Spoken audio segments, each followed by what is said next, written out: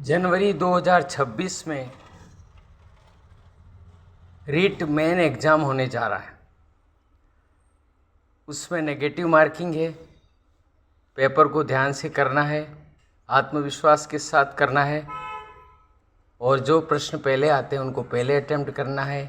नहीं आता है तो नेगेटिव मार्किंग होने के कारण तीर तुक्के का प्रयोग कम से कम करना है। अब हम बात कर रहे हैं शिक्षा का किस प्रकार वर्गीकरण किया गया है राजस्थान में। राजस्थान में शिक्षा सबसे पहले हम ग्राम पंचायत स्तर पर देखेंगे। और ग्राम पंचायत स्तर पर क्या व्यवस्था है? ग्राम पंचायत स्तर पर ये व्यवस्था की गई है कि हर ग्राम पंचायत पर एक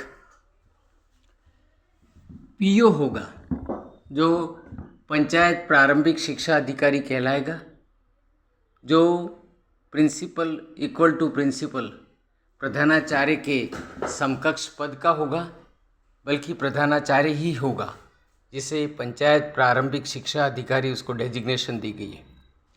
उसके अंडर में उस पंचायत में जितने भी प्रारंभिक शिक्षा माध्यमिक शिक्षा की स्कूलें हैं, चाहे प्राइवेट हो चाहे सरकारी हो, निजी या सरकारी, सभी विद्यालयों का वह ऑब्जर्वेशन करेगा, निरीक्षण करेगा और उनकी सूचना एकत्रित करेगा, उनका सुपरविजन करेगा और उसके अंडर में सारी स्कूलें होगी।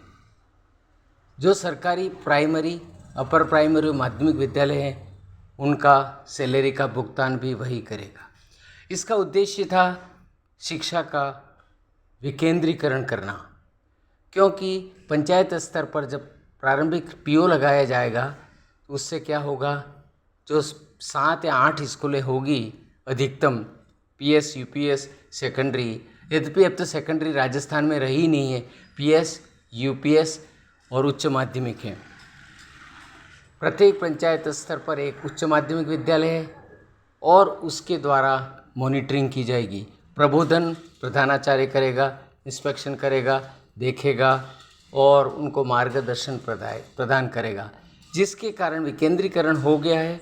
और इस विकेंद्रीकरण व्यवस्था के कारण सभी स्कूलों को अच्छी तरह से इंस्पेक्ट ऑब्जर्व किया जाएगा और उसमें सुधार की गुंजाइश ज़्यादा रहती है कि क्या कमियां हैं, नामांकन है कि नहीं है, गुणवत्ता एजुकेशन है कि नहीं है, प्रशिक्षण की व्यवस्था है कि नहीं है, सारे शिक्षक उसमें रुचि ले रहे हैं कि नहीं है, और उनके जो कार्य हैं वेतन का, सैलरी का, टीए डीए या सर्विस बुक का, सारों का इंचार्ज वही होगा। यानी ऑफिशियली कार्य के लिए अब शिक्षकों को ब्लॉक स्तर पर चक्कर नहीं काटने पड़ेंगे, वह पंचायत स्तर पर जाएगा और वहीं पर उसके कार्यों का समाधान हो सकेगा।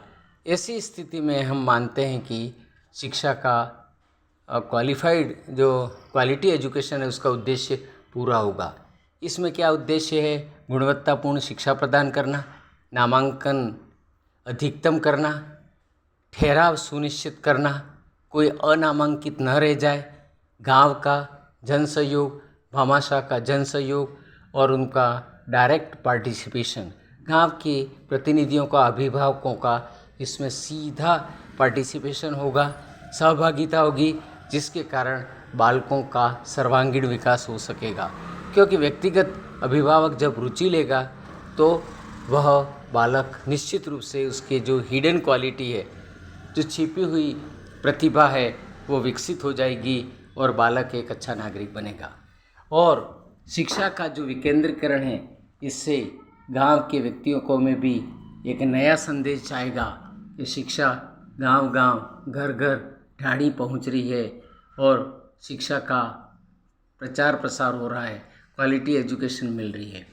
बच्चों को किसी प्रकार की समस्या नहीं रहेगी, चाहे उनकी स्कॉलरशिप की हो, यूनिफॉर्म की हो, मिड डे मील की हो, या ट्रांसपोर्ट वाउचर की हो, या गार्गी पुरस्कार की हो, साइकिल की हो, स्कूटी की हो, लैपटॉप की हो, किसी प्रकार कोई बालकों का तत्काल समाधान होगा, जिससे बालकों में रुचि बढ़ेगी और जो प्रतिस्पर्धा हो रही है वो रोक लगेगी। सरकारी वर्सेस निजी विद्यालयों में जो प्रतिस्पर्धा हो रही है वह रोक लग जाएगी और बालकों का विकास होगा, क्वालिटी एजुकेशन मिलेगी। Thank you.